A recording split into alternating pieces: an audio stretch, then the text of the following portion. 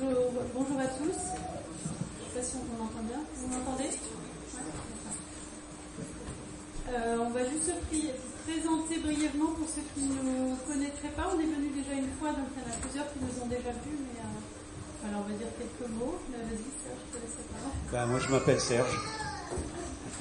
Voilà, en tout cas, merci vraiment pour votre accueil et votre invitation. Effectivement, ça fait 2 fois que nous venons et c'est toujours un plaisir de vous revoir. Voilà, toujours très très bien accueillis. Alors moi je suis pasteur, ancien aumônier militaire. Dans le cadre du ministère pastoral, j'ai aussi traîné dans des prisons parfois. Enfin, c'était aumônier des prisons, mais surtout aumônier aux armées. Durant les 21 dernières années, l'année passée j'ai pris ma retraite de l'aumônerie militaire. Voilà, et je voulais être utile. Alors pendant 1 an, j'ai été accompagnant d'enfants en situation de handicap parce qu'on n'a pas repris d'église à charge. Voilà, le Seigneur conduit les choses comme ça. Pendant 1 an, voilà. Et puis, ça a été une très très belle expérience. Je me suis surtout occupé d'un enfant autiste et voilà, jusqu'au brevet. Donc demain, il y aura les résultats du brevet. Voilà. Que dire d'autre? J'en parlerai un petit peu plus après dans le témoignage. Voilà, on est mariés depuis plus de 30 ans. On a 4 enfants et moi j'étais pendant 20 ans mère au foyer et puis depuis 11-12 ans je travaille à présent dans une mairie, en mairie, voilà, service accueil, état civil et on fait un tas de choses. Voilà, et puis je suis également auteure, compositrice, chanteuse. Et ces dernières années, j'ai composé pas mal de chants, je vous dirai dans quelles circonstances. Et ce matin, donc, en fait, je vais interpréter quelques-uns de ces chants que j'ai composés et enregistrés. Et en même temps, c'est l'occasion de donner des témoignages de ce que Dieu a fait dans nos vies. Donc, les témoignages seront à 2 voix. Voilà. Alors, je vais commencer par un chant qui parle de la création. On en a beaucoup parlé ce matin, déjà, du Dieu créateur, aussi au travers du psaume que tu as lu, là, le psaume 8, c'est bien ça, qui est magnifique. Et finalement, la création nous parle de Dieu, nous parle de son infinie grandeur, comme quoi il est extraordinairement merveilleux, tout ce qu'il fait est merveilleux. Voilà, il a fait des choses qui nous dépassent. Mais en même temps, il est aussi Dieu de l'infiniment petit. Il est Dieu, finalement, ça nous parle aussi de la manière dont il prend soin de nous, parce que cette création, il l'a faite aussi pour qu'on puisse y vivre, pour qu'on puisse aussi en profiter. Ça nous parle donc, voilà, de son amour.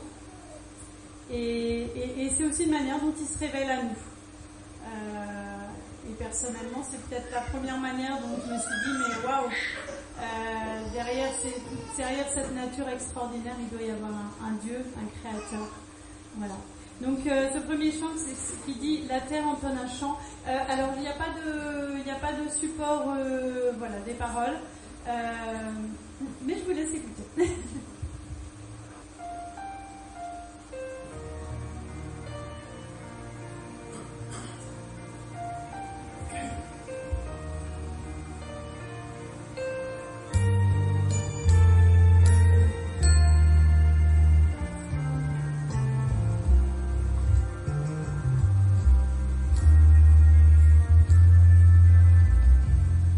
Un genou devant ta face.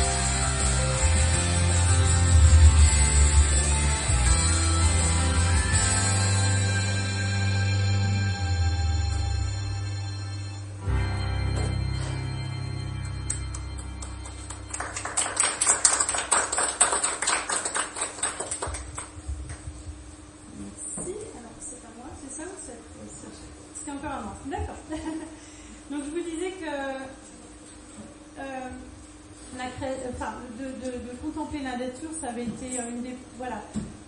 Quand j'étais adolescente, où j'ai commencé à me poser aussi un peu des questions spirituelles, c'est vrai que je voyais cette nature, je me disais, waouh, mais il doit y avoir un créateur là derrière. Je ne suis pas née dans une famille chrétienne, je n'ai pas été élevée par des personnes chrétiennes. Donc j'ai eu cette recherche à l'adolescence. Et j'avais une amie qui était, quand j'étais au lycée, qui était de famille catholique. Et de temps en temps, j'allais avec elle, on allait en fait chez un prêtre, et il y avait un temps de prière silencieuse. Et donc on y assistait de temps en temps. Mais en fait, on était là dans le silence. Alors peut-être que pour eux, ça avait du sens. Mais pour moi, j'avais l'impression que en fait, mes prières ne rencontraient rien, il ne se passait rien. En fait, le silence répondait au silence. Le silence n'était pas habité. Et en fait, à ce moment-là, j'avais l'impression d'un Dieu qui, oui, peut-être Dieu existait, mais j'avais l'impression d'un Dieu qui était lointain, finalement, inaccessible. Voilà. Donc, quelque part, ça m'a... Au bout d'un moment, ça m'a un peu, peut-être, sans doute découragée. Donc, j'ai un peu fait mon chemin, vécu aussi mes expériences. C'est l'adolescence. Voilà, je suis devenue jeune adulte. J'étais pas très bien du tout dans ma peau à ce moment-là. Et puis bon, j'ai rencontré un copain, enfin bon, on a fait quelques expériences pas très... Je sentais que ça me poussait pas dans le bon sens, on va dire. Hein. Il y a eu une période où je m'habillais tout en noir, enfin j'avais des pensées suicidaires, enfin voilà, c'était une période compliquée. Et en même temps, je me rendais compte de mes propres limites aussi. On a tout un tas d'idéaux, mais finalement, je me rendais compte que voilà, on veut aimer, on veut être aimé, mais que concrètement, ce n'est pas si facile que ça. Et on est aussi face à ses propres limites. Et en fait, donc à l'âge de 18 ans, donc mes parents étaient divorcés, j'ai oublié de le dire quand j'étais petite. Et à l'âge de 18 ans, mon père est rentré en France, enfin il habitait de l'autre côté de la terre quand même. Il est venu passer quelques mois. Et donc je l'ai retrouvé à Paris. Et là, en fait, il s'était converti, il avait vécu une conversion 2 ans auparavant. Et là, il m'a parlé, il avait soif, je pense, de me parler, de témoigner de ce qu'il vivait. Et il m'a parlé d'un Dieu qui était vivant, d'un Dieu qui était proche, d'un Dieu qui agissait dans les vies, d'un Dieu qui changeait des choses dans nos vies. Et waouh, ça avait de l'impact, ça avait de la force, tout ce qu'il me racontait. Et au fond de moi-même, je me disais waouh, mais c'est ça dont j'ai besoin. Vraiment ce Jésus dont il me parle et qui agit dans les vies, c'est ça dont j'ai besoin. Je sentais au plus profond de moi-même que c'était vraiment le chemin, la vérité et la vie. Et en même temps, forcément, mon esprit cartésien me disait mais t'es complètement folle, n'importe quoi.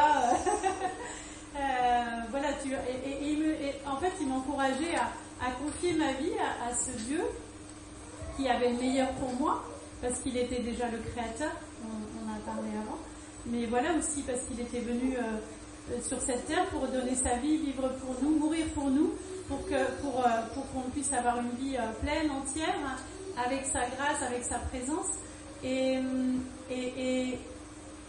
finalement, on a prié ensemble. Au début, c'était sa prière, et puis c'est devenu ma prière. Et là, il s'est passé quelque chose d'extraordinaire, c'est que tout à coup, j'ai eu l'impression d'un mur qui s'écroulait. Et alors qu'avant, je ressentais rien lorsque je priais.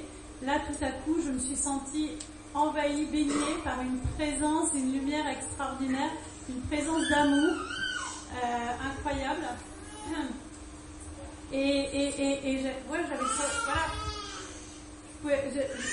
J'étais dans la présence de Dieu et je pouvais le sentir. Et c'était extraordinaire, quoi. Voilà, donc je lui ai remis ma vie. Je lui ai dit, Seigneur, conduis ma vie. Et je t'accepte dans ma vie. Et il l'a fait tout au long de ces années. Ça fait combien de temps? Ça fait plus de 30 ans. Chaque jour est une grâce. Chaque jour, je vois sa grâce dans ma vie. Il nous a conduits dans toutes les étapes de nos vies. On s'en remet à lui, c'est vrai, à chaque fois. Et voilà, ça a été exceptionnel. Et je vais vous chanter un chant donc, qui parle de cette rencontre aussi avec Dieu et qui s'appelle « Emmène-moi ». Et pareil, j'ai pas de support, mais je vous laisse écouter.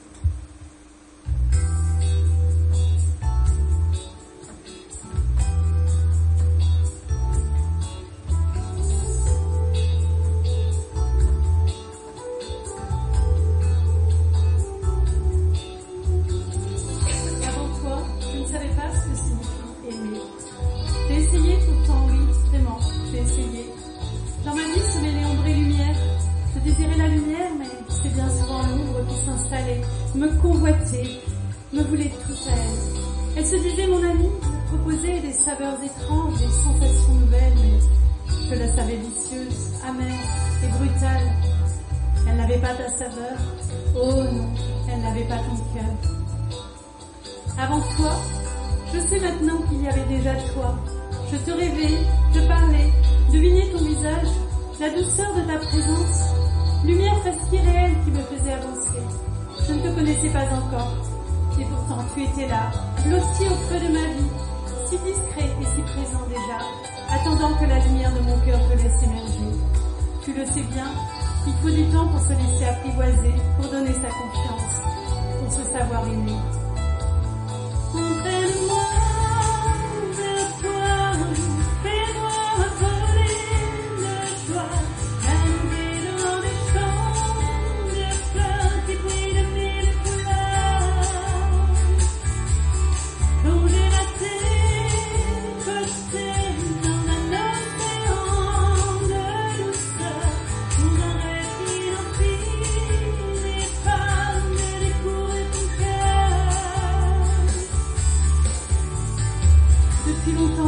déjà, toi tu me connaissais. Tu m'entourais de ton affection, tu veillais sur moi, tu me désirais. Oh, ce regard d'amour inconditionnel, ces mains qui ont tant à offrir, cette allure gracieuse, ta beauté sans âge, ta force tranquille, ta patience infinie et cet amour sans faille que tu poses sur ma vie.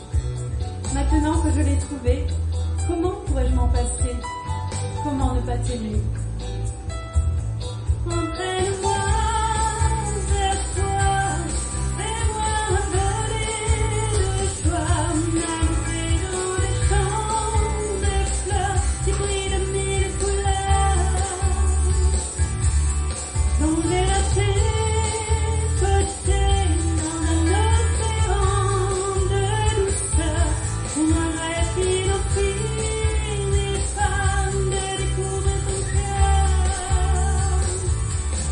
Emmène-moi, emmène-moi, emmène-moi,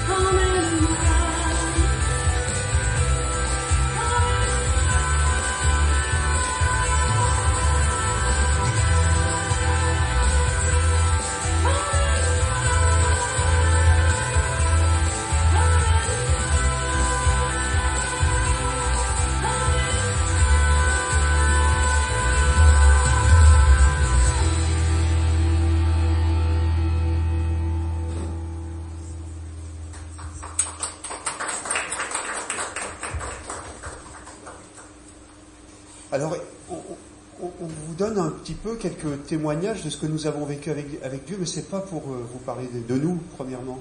C'est pour vous parler premièrement de celui qui nous aime, de celui qui a donné sa vie sur une croix et qui est vivant aujourd'hui. Et en fait, nos parcours sont relativement assez proches, bien qu'on ne se connaissait pas encore à l'époque.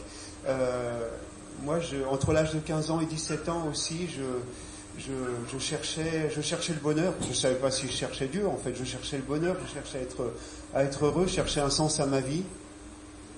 Dieu répond et Dieu parle. Ça, je peux vous le dire. Parce que bon, effectivement, quand on est jeune, moi-même, je n'étais pas issu d'une famille chrétienne, pratiquante, qui connaissait l'amour de Dieu. On n'avait pas de Bible à la maison. Je connaissais rien de la religion, en fait. J'avais quelques idées, quelques images un peu lointaines, ou ce que un peu les médias à l'époque, bon, ça fait 40 ans, et les médias étaient moins présentes, mais en tout cas, ce qu'on pouvait en savoir. Et puis, effectivement, dans ma quête de bonheur, j'ai essayé plein de choses, ou en tout cas, je me suis aussi enfoncé dans ce qui ne pouvait pas combler mon cœur. Voilà, dans des plaisirs rapides, dans des choses comme ça. Et puis un jour, j'ai vraiment réalisé que je m'enfonçais. J'arrivais même plus à me voir moi-même quelque part, parce que devant les autres, j'étais bien, je paraissais très très bien. J'étais en terminale à l'époque, où je commençais ma terminale. Tout allait bien vis-à-vis des autres. Mais quand je me regardais dans une glace, je me suis dit, mais t'es quoi, t'es qui Voilà. Et un jour, je me suis mis à genoux au pied de mon lit, j'ai dit, Dieu, si tu existes, délivre-moi. Je connaissais pas de chrétiens, pas de Bible, pas d'église, voilà. Et peut-être 4 semaines après, en tout cas pas plus, 4-5 semaines, mais pas plus, j'ai rencontré une dame, j'avais 17 ans, une dame de près de 70 ans qui a aménagé à côté de chez nous, qui faisait partie d'une église protestante évangélique, comme celle-ci, et qui a commencé à témoigner de sa foi à ma mère qui a vite fermé sa porte, et à moi-même. Et en fait, pour me faire un petit peu d'argent de poche, quand elle s'est installée, j'allais lui faire un peu de peinture et de tapisserie chez elle. Et donc, elle s'asseyait à côté, et puis elle me parlait de sa foi. Alors parfois, mais en fait, quelque part, quand même, je me dis, mais ça résonnait, quoi. J'avais rien à contredire, quoi. Il y avait un écho à l'intérieur. Et alors, elle m'a invité à l'église une fois. Ah non, comme ici, quoi. Et il se trouve que c'est marrant, l'humour de Dieu, quoi. Parce que l'église était à côté du terrain de foot, et quand j'allais jouer au foot à côté avec mes copains de temps en temps, je voyais église évangélique, là. Je disais, mais qu'est-ce que c'est que ce truc? Qu'est-ce que c'est encore que cette secte? Je ne mettrai jamais les pieds là-dedans. Et quand elle m'a invité, on est arrivé avec sa voiture, on est arrivé juste devant. Bon, je me suis assis au fond. On ne sait jamais. Je m'attendais à voir 4-5 personnes avec des cheveux blancs, et puis il ne faudrait pas faire trop de bruit. Il y avait du monde, il y avait des jeunes, on a commencé à chanter des chants, voilà, ils ont chanté, et puis des chants entraînants, battre des mains, etc. J'ai dit, waouh, ils ont quelque chose que j'ai pas. J'y suis retourné, une semaine après. On m'a offert ma première Bible. On m'a pas dit, bon, il vaut mieux commencer par les psaumes, par les évangiles, c'est plus facile. Donc j'ai commencé par le début, par la Genèse. Et puis j'ai dit, waouh, c'est chouette, quoi. L'histoire d'Adam, Ève, Noé, Abraham, et puis tac, tac, tac, je lisais plus ma Bible que mes cours pour le bac, que j'ai eu au rattrapage. Donc, du coup, voilà. Et puis, donc j'ai continué à y aller. Mais vous savez, il y avait un frère gitan qui disait, c'est pas parce que vous mettez un cheval dans un garage qu'il va en sortir une automobile. Hein. Donc je continuais d'y aller, mais c'est pas pour ça que j'étais devenu chrétien. Et un jour, j'ai vraiment, voilà, le pasteur a parlé de Jésus. Je me souviens, il avait pris une image, le paratonnerre, vous savez, quand la foudre tombe, l'épargne de la maison, elle tombe sur le paratonnerre, mais ceux qui sont dans la maison, ils sont en sécurité. Il parlait tout simplement de la foi et de se confier en Jésus, quoi. Voilà, qui avait pris finalement notre condamnation, qui devait retomber sur nous, le prix de nos péchés, quoi. C'est lui qui l'a porté sur la croix. Et puis ce soir-là, j'ai fait une prière, j'ai dit, je te remets les rênes de ma vie. Voilà, j'avais à peine j'avais 17 ans, je venais de les avoir, quoi. Et bon, j'ai pas vu d'ange, de grande lumière, mais le matin, quand je me suis réveillé, j'avais une paix que j'avais jamais eue. Une paix intérieure extraordinaire, quoi. Et ce jour-là, je me suis dit, je peux pas faire autre chose que le servir. Ouais. Moi qui cherchais un sens à ma vie, j'avais cette conviction que je deviendrais pasteur. Donc, ça m'a habité, mais mes parents n'étaient pas dans cette démarche. Hein, ils auraient préféré que j'aille en boîte de nuit qu'à l'église, je crois, à l'époque. Voilà. Et finalement, j'ai travaillé, j'ai fait mon service militaire, j'ai travaillé, etc. Et un jour, j'avais un bon poste en plus. J'étais agent des prestations à l'ACEDIC du Haut-Rhin. C'était donc de 85-86 à 1990 quand je suis rentré à l'école de théologie. Et à l'époque, il y avait 14 mois et demi de salaire, j'étais titulaire, il y avait une super bonne place, quoi. Mais l'appel, le désir de servir Dieu était plus fort. Et un jour, voilà, on nous a dit, il y a trop de monde, c'était carrément national, à l'UNEDIC, hein, il y a trop de monde, il faut dégraisser. Voilà. Donc, j'ai posé ma démission avec un accord avec le patron en disant, voilà, c'est comme si il me licenciait, j'aurais du préavis et tout ça, mais j'ai posé ma démission pour partir à l'école biblique. Et là, je me suis dit, je vous ai dit, Dieu parle. Je me suis dit, mais pendant 15 jours, une fois que j'ai posé ma démission, je me suis dit, mais t'es fou, t'es complètement fou. Mais qu'est-ce que t'as fait, quoi? Tu te rends compte la place que t'avais? Tu pouvais continuer de témoigner, là, etc. Mais t'es complètement fou. Et j'étais prêt, je vous assure, j'étais prêt à aller voir le directeur pour dire, écoutez, je me suis trompé, je reprends ma lettre de démission, s'il vous plaît. Et donc, au bout de 15 jours, je suis allé à un concert chrétien, enfin c'était une chorale, pour les plus anciens, je ne sais pas si ça vous dit, les Continental Singers, donc version française en tout cas. Et voilà, un concert comme aujourd'hui, écoutez bien les paroles, ils sont inspirés. Mais, et dans un chant, il y avait cette parole. Moi, j'y suis allé avec « Mais t'es fou, t'es complètement fou, qu'est-ce que tu fais ? Tu vas reprendre ta lettre. » ouais. Et un des chants disait « Il n'est pas fou, celui qui laisse ce qu'il ne peut pas garder pour gagner ce qu'il ne pourra jamais perdre. Il n'est pas fou, celui qui lâche ce qu'il ne pourra pas garder de toute façon pour gagner ce qu'il ne pourra jamais perdre. » Et la flèche, vous savez, en plein cœur, quoi. Je suis ressorti du concert, je marchais à 10 cm du sol, je savais que j'avais fait le bon choix. Voilà, tout s'est enchaîné. Ouais, Dieu est extraordinaire, quoi. Dieu est bon, puisque voilà, j'ai rencontré mon épouse à l'Institut de théologie. On a eu, Dieu nous a bénis. Premier poste pastoral, pas toujours facile, 9 ans en Corse. Ensuite, je me suis engagé dans l'aumônerie aux armées. On est parti en Nouvelle-Calédonie pendant 4 ans, donc j'étais à temps plein, avec des super expériences. Je vous en parlerai aussi un petit peu tout à l'heure, et finalement, quand je regarde ma vie en arrière, je dis, mais je ne regrette pas une seconde. Aujourd'hui, je serais peut-être derrière un ordinateur, je serais, encore là-bas en Alsace, j'aurais peut-être divorcé 2 fois, j'en sais rien. On ne peut pas refaire sa vie, mais je ne regrette pas une seconde. Dieu m'a fait vivre et nous a fait vivre des choses absolument extraordinaires. Et pour introduire le chant suivant qui dit « Me réfugier sous tes ailes », je vais vous parler d'une... Voilà, quand j'étais en Nouvelle-Calédonie, j'étais aumônier de toutes les forces armées, terre, air, mer, gendarmerie, sur tout le territoire. Une fois, j'ai embarqué avec les marins et on est allé dans un archipel habité uniquement par des oiseaux et puis par des poissons, enfin voilà, les Chesterfield, entre la Nouvelle-Calédonie et l'Australie. Voilà. C'est dans la mer de Corail, enfin c'est un endroit absolument paradisiaque. Voilà, c'est formidable.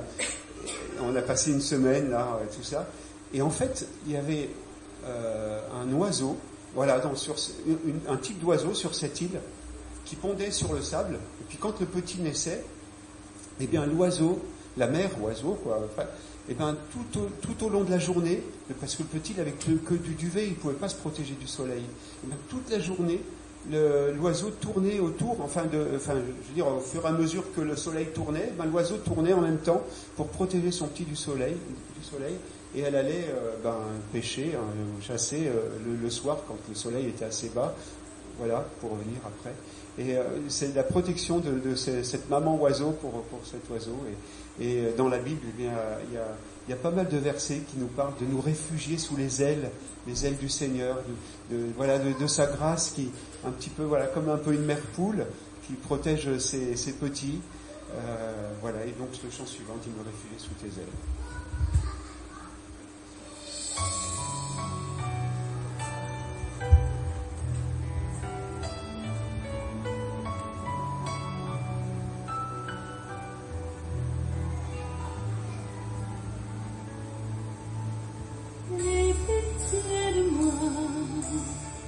Viens sauver mon âme, Seigneur, j'ai besoin de toi.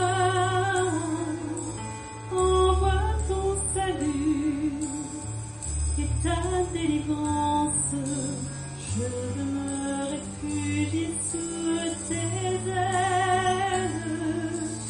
Je veux me réfugier sous tes ailes.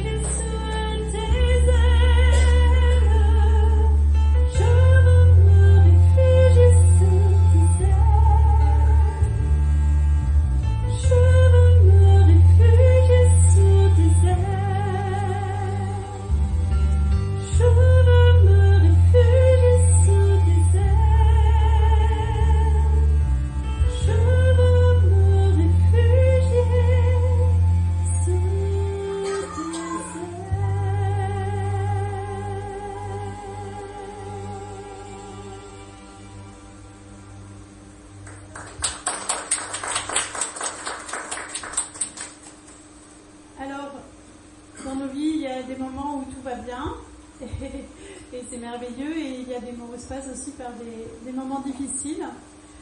Et je voudrais vraiment témoigner que dans ces moments-là, Dieu est présent. Donc il y a à peu près un peu plus de 7 ans, j'ai remarqué que j'avais une petite fossette dans le sein gauche. Ça ne m'a pas posé de problème pendant quelques jours. Au bout de quelques jours, je regarde ça quand même. Je touche et j'ai tout de suite compris de quoi il s'agissait, bien sûr. J'avais un cancer du sein qui était à 3 endroits dans le sein en fait. Et donc voilà, il fallait vraiment aller très vite, intervenir très vite, et en fait il fallait m'enlever la totalité du sein. Voilà, donc ça m'est tombé dessus, vraiment je ne m'y attendais pas du tout. Et face à cette épreuve, je me suis posé 2 questions. Je me suis dit, est-ce que ça change quelque chose à qui je suis ? Et la deuxième question, c'était, est-ce que ça change quelque chose à qui est Dieu ? Alors la première question m'a paru évidente, même avec un membre en moins, je reste la personne que je suis intérieurement, ça ne change rien bien sûr. Et la deuxième question, est-ce que ça change quelque chose à qui Dieu est ? Voilà, la Bible nous dit que Dieu ne change pas. Je sais que son amour est éternel et qu'il est avec nous tous les jours. Donc je me suis dit mais non, de toute façon ça. Et puis il est bien au-delà de, enfin je veux dire au-dessus aussi de toutes ces choses. Je me suis dit mais ça ne change rien à qui Dieu est non plus. Et donc j'ai pris cette décision de continuer à lui faire confiance et à le louer tous les jours de ma vie, même si je passais par des moments difficiles. Et en fait, je pense qu'avoir pris cette décision, c'était la meilleure que je pouvais faire. Bien sûr, j'aurais pu lui en vouloir, j'aurais pu, me rebeller, mais finalement, ça n'aurait rien changé déjà à ma situation. Et puis, quand ça va mal, je crois qu'il y a rien de meilleur et de mieux que de se réfugier. On a parlé de se réfugier sous ses ailes. Il n'y a rien de meilleur que de se réfugier en lui et de lui dire Seigneur, dans ces moments-là, j'ai besoin particulièrement de toi, j'ai besoin de ta présence, j'ai besoin de ta grâce.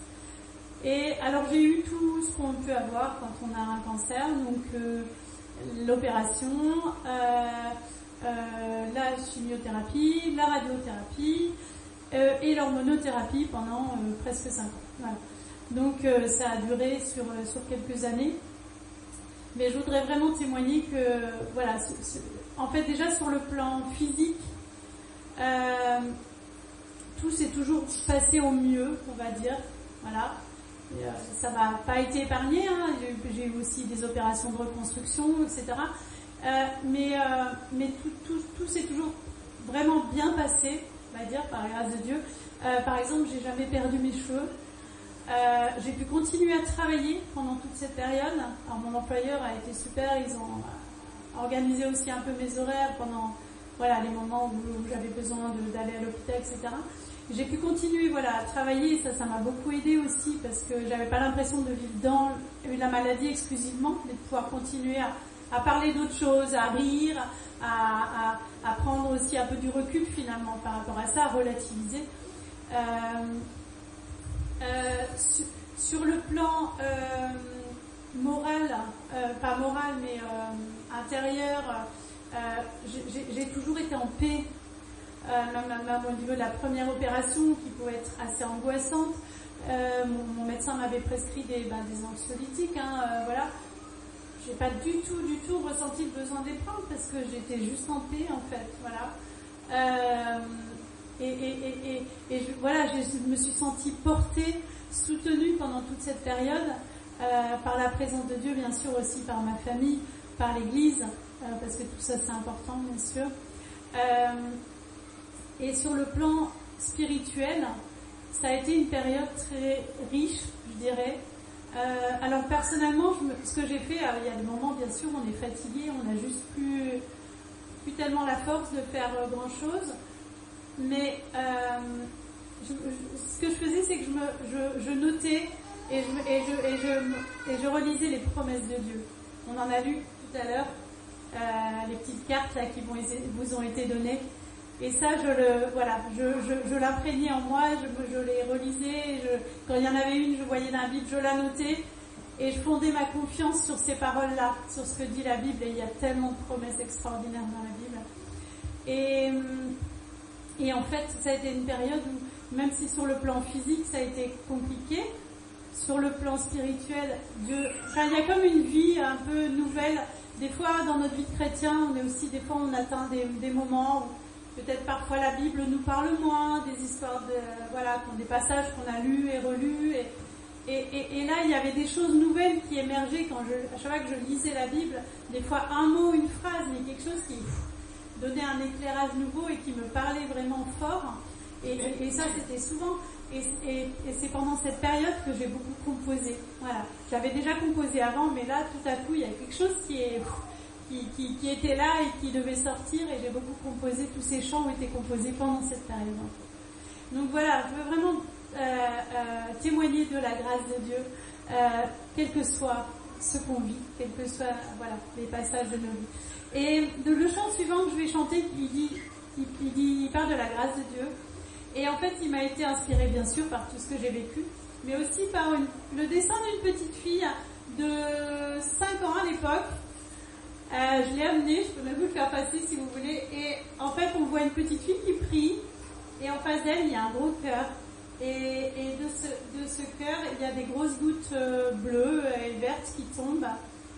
Et en fait, elle a fait marquer donc, par sa maman, nos prières montent et sa grâce descend. Et j'ai trouvé ça tellement beau. Je lui ai dit, waouh, ton dessin, il est super beau. Elle m'a dit, oh, je te le donne. Il dit merci et tout. Donc là, il est sur mon frigidaire, en fait, depuis. Et en fait, ça m'a inspiré ce chant.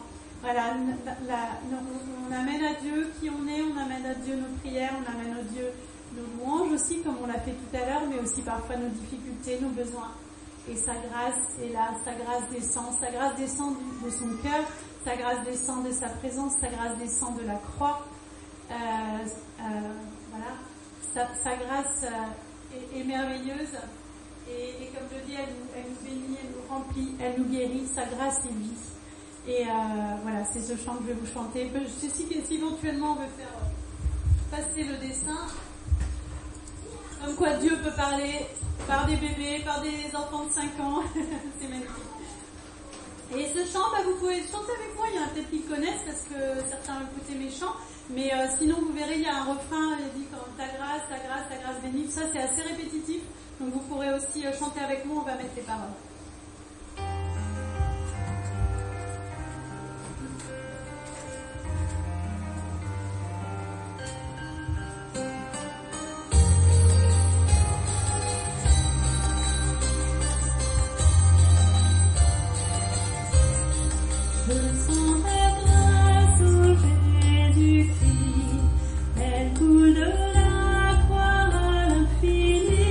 Elle porte en elle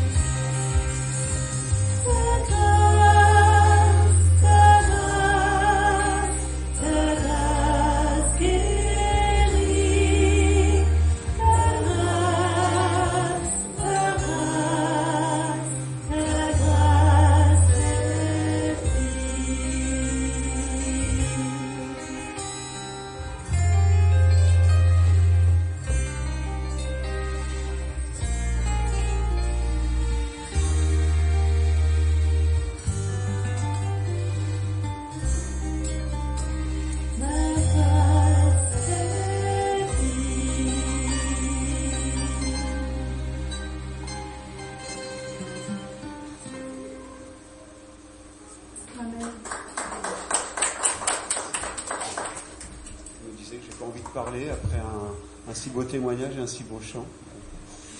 Voilà. Alors juste quelques mots aussi pour parler de ce ministère d'aumônier aux armées.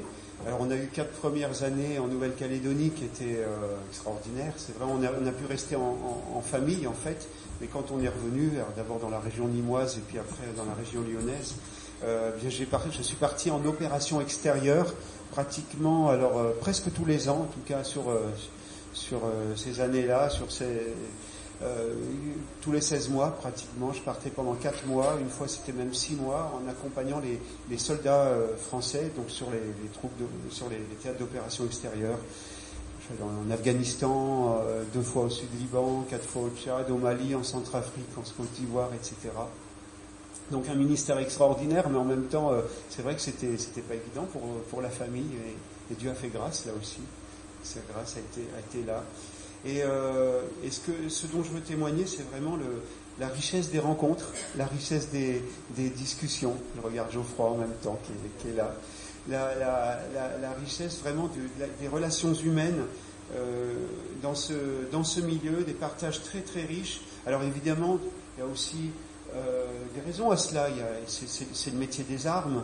Il présente la vie, la mort. On peut voir un camarade tomber, on peut voir quelqu'un, on peut tuer quelqu'un, on peut être tué soi-même. Donc il y a toute une réflexion sur le sens de la vie, la mort. On laisse sa famille pendant régulièrement, longtemps, quoi. Donc, mais qu'est-ce qui est essentiel? C'est quoi le sens de la mission?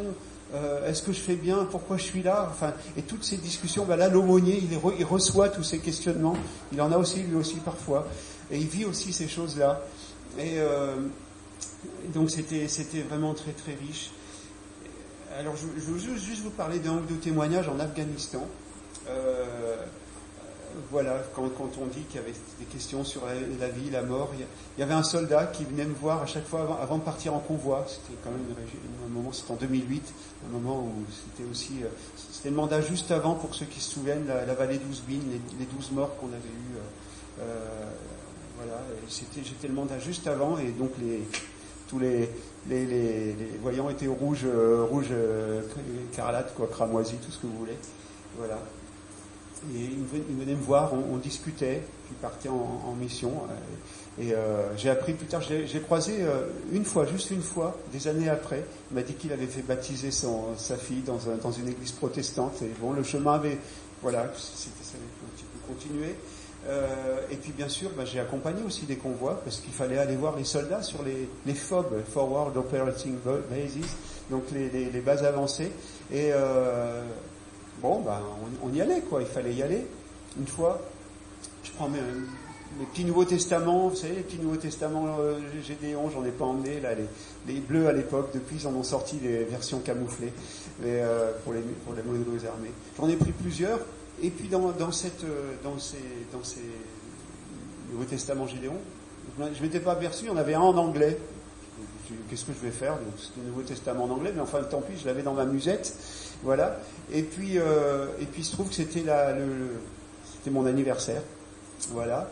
Donc, et j'allais sur une base française, et on passait par une base américaine, et j'ai demandé à un cuisinier américain si je lui payerais un gâteau, des cookies pour les amener aux soldats.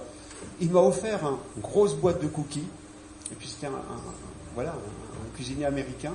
Je me suis dit, tiens, mon petit évangile en anglais, je vais lui offrir. Je lui ai offert, voilà. Et j'ai appris quelques jours après, il était décédé. Enfin, quelques jours après. Alors, c'était pas parce que je lui ai offert un évangile, il n'était pas piégé, je vous rassure. Mais je veux dire par là que, voilà, ce petit Nouveau Testament en anglais, il était pour lui. Et peut-être, je sais pas, je connais pas l'histoire, mais peut-être qu'il l'a ouvert, quelques jours encore avant la grande rencontre. Voilà. Et puis, en revenant de convoi, j'étais allé dans la Capissa, la vallée de la Capissa, et puis en revenant de convoi, baptême du feu. Pas moi, j'étais pas armé, j'étais dans le blindé, mais tout à coup, j'entends, dans le jargon, défouraillé, enfin bon, bref, quoi. Ouf, qu'est-ce qui se passe? Voilà, premier tic, troupe en contact, troupe in contact. avec des talibans. On redémarre, tout se passe bien. Moi j'étais dans le blindé. On redémarre, tout se passe bien. Et puis deuxième plus loin, boum, enfin bref. Et puis finalement tout le monde est rentré au camp sain et sauf. Et quand on est rentré au camp, la première chose, vous savez, on a envie de faire tomber la pression, on se refait l'histoire, on discute avec les copains, tous ceux qui étaient là, on va boire un coup, on se refait l'histoire un petit peu. Et puis avant de se quitter, je sors mes petits Nouveaux Testaments, pour ceux qui voulaient. C'est la première fois que je vois ça. Il y avait un soldat français qui était 3-4 blindés plus loin, qui est couru pour en avoir un. Enfin, sûr que je savais pas si j'en avais pour tout le monde, je ne sais pas, mais il a couru pour en avoir un. Et puis un autre soldat qui est venu me voir, et il m'a dit, j'ai l'impression d'avoir tué quelqu'un. Et c'est un soldat français de religion musulmane. Et il était tout travaillé. J'ai l'impression d'avoir tué quelqu'un. Vous savez, faut pas croire que les soldats c'est des gros bras. Et Dieu merci, il y a ce qu'on appelle une inhibition à tuer. Heureusement. Et d'ailleurs, on est là normalement pour maintenir la paix, etc. Donc il pensait avoir tué quelqu'un, un taliban, qui nous visait au RPG-7, au lance-roquettes. Donc s'il nous avait atteint, je serais peut-être pas là aujourd'hui non plus, quoi. Voilà. Lui-même, ce soldat en question, il était en tourelle, voilà, et il y avait un impact de balle juste sur le blindage, juste un petit peu avant lui, quoi, s'il aurait pu être touché. Alors il y a le gilet pare-balles, mais vous savez, avec l'angle, vous pouvez l'avoir dans le cou. Enfin bref, encore une fois, on va pas refaire le film, mais voilà, on a prié ensemble. On a prié ensemble, tous les deux. On est allé dans une chapelle, on a prié ensemble. Il est revenu me voir régulièrement, voilà.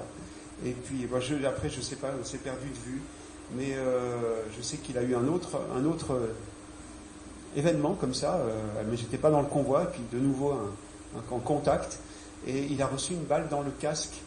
Il a été sonné pendant 20 minutes, et il avait rien. Et la première personne qu'il a voulu venir voir en rentrant au camp, c'était moi, quoi. Voilà. Donc j'ai prié avec lui, pour lui, au nom de Jésus. Je sais pas ce qui s'est passé après, mais c'est un petit témoignage comme ça. Et puis il n'y a pas que sur les théâtres d'opérations extérieures qu'il se passe quelque chose. Et je vous terminer avec un petit témoignage ici à Lyon, avec un officier supérieur, quelqu'un qui a réussi. Et puis moi je restais pas souvent dans mon bureau, j'allais un peu voir les gens. Et puis j'arrive dans ce bureau, il est tout seul. Il est pas bien, ça se voit qu'il est pas bien. Et il me dit un truc très fort, je l'ai noté. Dans la vie, on traîne un sac, et puis le sac, il se remplit, puis à un moment, il est trop lourd. Et il s'est détourné parce qu'il allait pleurer. Moi, je suis resté un petit peu en silence, puis puis je sais même plus ce que je lui ai dit. En tout cas, il y a eu un temps de silence, mais je suis resté longtemps avec lui. Et il s'appelle Jean-Luc. Après, je suis parti. J'ai appris plus tard qu'il avait aussi des pensées suicidaires et tout ça. Mais en tout cas, quelques temps après, il m'a écrit. Il m'a dit j'ai fait un Notre Père. J'ai prié un Notre Père. Je l'ai prié dans le désordre, mais ça m'a fait du bien. Et puis après, on est resté en contact, on a correspondu. Il m'a réécrit. Il m'a dit je prie, je vais vers la lumière. Je sais que Jésus est là. Et il a vraiment vécu quelque chose. Maintenant, il est catholique, mais il m'appelle mon pasteur. Et puis on est en contact toujours, quoi. Voilà, ça fait des années. Voilà. Et le sac, il l'a déchargé au pied de Jésus. Et donc le chant suivant dit nous serons transformés. C'est un chant qui parle bien sûr de notre espérance chrétienne après, mais dès à présent, nous serons transformés. Dieu fait son œuvre déjà en nous dès à présent.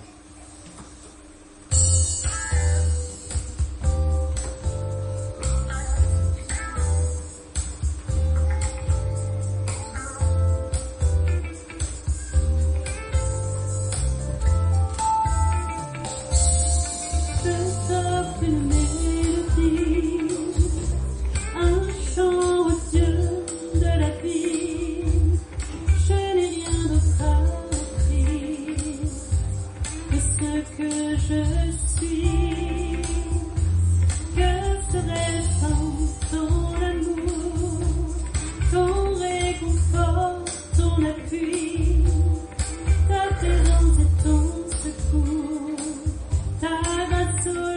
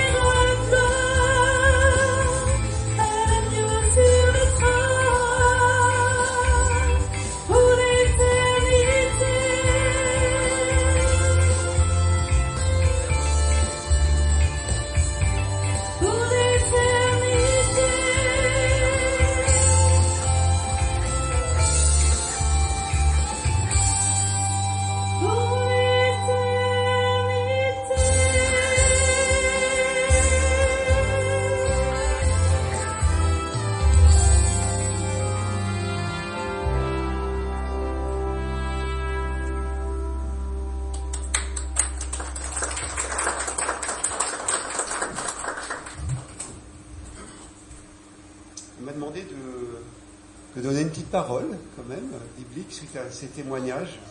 Et j'aimerais, oui, d'une certaine manière, lier la gerbe de tout ce que nous venons d'entendre. Un verset dans la Bible qui dit « Sans la foi, il est impossible de plaire à Dieu, de lui être agréable, car celui qui s'approche de Dieu doit croire que celui-ci est et qu'il récompense ceux qui le recherchent. » Il y a une semaine, j'ai fait une petite expérience. On a une maison, puis on a une porte à gauche de notre maison, enfin voilà, qui a un petit conduit qui nous amène derrière la maison. Cette porte, elle est évidemment fermée à clé. Et j'avais besoin d'ouvrir cette porte. Et donc j'ai pris la clé, j'ai mis la clé, elle rentrait absolument parfaitement, mais impossible de la faire tourner. Ça faisait longtemps que je n'avais plus ouvert cette porte, je me suis dit elle est grippée forcément, voilà, la clé qui rentre parfaitement. Je réessaye le lendemain, puis finalement en fait c'était pas la bonne clé. Il y avait une autre clé qui rentrait parfaitement et celle-ci elle tournait. En fait c'est pour vous dire que, vous savez, on veut s'approcher de Dieu, on veut ses grâces, on veut ses bénédictions, peut-être on veut la paix, et peut-être qu'on s'approche parfois avec la mauvaise clé. On s'approche peut-être parfois avec la clé de la religiosité, de la religion, des traditions religieuses, et puis on s'étonne que notre vie reste plate, reste peut-être sèche, qu'il n'y a pas de réponse. Alors on peut s'approcher aussi de Dieu avec une autre clé qui rentre parfaitement, c'est la clé des bonnes œuvres. J'ai jamais tué, j'ai jamais volé, j'ai tout fait bien, je mérite, vous savez, le bon Dieu sans confession, quoi. Hein. Et ça, souvent, hein, on entend ça parfois. Voilà. Un jour, il y a un jeune homme qui s'est approché de Jésus et il dit: Seigneur, qu'est-ce que je dois faire? Qu'est-ce que je dois faire? Je vais peut-être un peu poser la question, pas comme il faut, mais qu'est-ce que je dois faire pour avoir la vie éternelle? Et Jésus, il va un petit peu dans son jeu. Eh bien, voilà, tu commets pas d'adultère, tu tues pas, tu voles pas, etc. Il dit: mais j'ai fait tout ça, mais il me manque toujours quelque chose. Et Jésus lui dit: mais laisse tout ce qui te retient, laisse tout ce qui a plus d'importance, trop d'importance dans ta vie, et suis-moi. Voilà. En fait, la clé qui permet, j'ai envie de dire, qui ouvre à cette relation, parce que finalement la foi c'est une relation, c'est de la confiance. La clé qui ouvre à cette relation avec Dieu, eh bien c'est la foi, tout simplement. C'est de dire maintenant, aujourd'hui, moi je vous connais pas tous, mais de dire: Seigneur Jésus, comme vous l'avez entendu dans ces témoignages, je te remets les rênes de ma vie, je te demande pardon pour mes péchés, je te demande pardon pour mes erreurs. Seigneur, prends ma vie. Voilà, de le faire maintenant, de le faire dans votre cœur, c'est la foi. Et cette clé-là, elle ouvre la porte de la grâce. Alors non pas qu'il y ait un marché avec Dieu, non pas qu'il y ait un donnant-donnant, parce que la foi aussi est une grâce. La clé, c'est pas nous qui l'avons trouvée, fabriquée, elle nous a été donnée. La foi, elle nous est donnée. Mais finalement, on l'a tous. Enfin, on a la capacité de l'avoir, je veux dire. Parce que, vous savez, autour de nous, les gens ont la foi dans leur bonne étoile, la foi dans leur, dans je ne sais quoi, dans leur réussite. Mais bon, ouais. Et puis au bout d'un moment, tout leur échappe, quoi. Mais cette clé de la foi, Dieu nous l'offre. Voilà. Crois au Seigneur Jésus et tu seras sauvé. Toi et ta famille. C'est Jésus qui dit ça. C'est la Bible qui le dit. On l'a entendu aussi tout à l'heure. Dieu a tant aimé le monde qu'il a donné son Fils unique, afin que quiconque croit en lui ne périsse pas, mais qu'il ait la vie éternelle. En fait, cette foi, elle est là, elle est à ta portée. Voilà. Eh bien, je veux dire, ça résonne peut-être dans ton cœur, quoi. Mais dis: Seigneur Jésus, je te donne ma vie. Je te remets les rênes de ma vie. Pardonne mes péchés, lave-moi. Je vais enchaîner avec ce temps de Sainte Seine. Alors avec un verset qui est peut-être pas très habituel, mais voilà, je fais suite un peu à tout ce qu'on a dit, tout ce qu'on a entendu. Le psaume 4, verset 7, nous dit: beaucoup disent: qui nous fera voir le bonheur? Fais lever sur nous la lumière de ta face, Seigneur. Beaucoup disent: qui nous fera voir le bonheur? Fais lever sur nous la lumière de ta face, Seigneur. La recherche du bonheur, c'est la grande quête de l'humanité depuis la nuit des temps. Et chaque fois que l'homme pense avoir trouvé le bonheur, dans le pouvoir, dans les richesses, dans les sciences, dans la technologie, il semble que cela lui file entre les doigts, comme de l'eau, comme de l'huile, vous savez. Et le psalmiste dit, « Fais lever sur nous la lumière de ta face, Seigneur. Fais lever sur nous la lumière de ta face, Seigneur. » Il savait, ou ne savait pas, mais en tout cas, lorsqu'il dit cela, savait-il, je vais poser la question, savait-il que 1000 ans plus tard, que cette lumière allait un jour se lever sur l'humanité, sur tous ceux, toutes celles qui l'attendaient, sur tous ceux qui aujourd'hui regardent vers lui. Cette lumière, c'est le Christ Jésus. Lorsque la naissance de Jésus est annoncée, Zacharie, le père de Jean-Baptiste, dans sa parole prophétique, déclare « Et toi, mon enfant » d'abord il s'adresse à Jean-Baptiste, « Toi, mon enfant, tu seras appelé prophète du Très-Haut, car tu iras devant le Seigneur pour préparer ses chemins, pour donner à son peuple la connaissance du salut par le pardon de ses péchés, grâce à la tendre compassion de Dieu. » C'est par elle que le soleil levant, par cette compassion de Dieu, cette grâce de Dieu, cette bonté de Dieu, c'est par elle que le soleil levant, cette lumière s'est levée, que le soleil levant brillera sur nous d'en haut, pour éclairer ceux qui sont assis dans les ténèbres et dans l'ombre de la mort, et pour diriger nos pas vers le chemin de la paix, le chemin de cette paix que nous avons plusieurs ici, par la grâce de Dieu, ont trouvé. Et l'apôtre Jean lui-même parle de Jésus comme étant la lumière du monde. Donc, bien-aimés, en prenant ensemble ce repas à présent, nous déclarons notre foi que Jésus est cette lumière qui est venue dans le monde pour éclairer tout homme. Et par son sacrifice, eh bien, il nous a fait entrer dans le salut et dans le bonheur préparé d'avance pour ceux qui auraient foi en lui. En prenant ce repas, nous renouvelons tout à nouveau notre engagement, mais nous déclarons aussi que l'alliance de Dieu avec son peuple en Jésus est toujours vivante, toujours effective, toujours actuelle, constamment renouvelée pour nous au travers de ce repas. Et je vais dire quelque chose de très important, on est vraiment dans la liberté. Ne nous jugeons pas les uns les autres. Que ceux qui reconnaissent dans ce que je viens d'exprimer, se reconnaissent dans ce que je viens d'exprimer, ceux qui ont la foi en Jésus, mort et ressuscité, qui au travers de ce repas tournent à nouveau leur visage vers lui afin d'être éclairés, réchauffés, visités, prennent ce repas.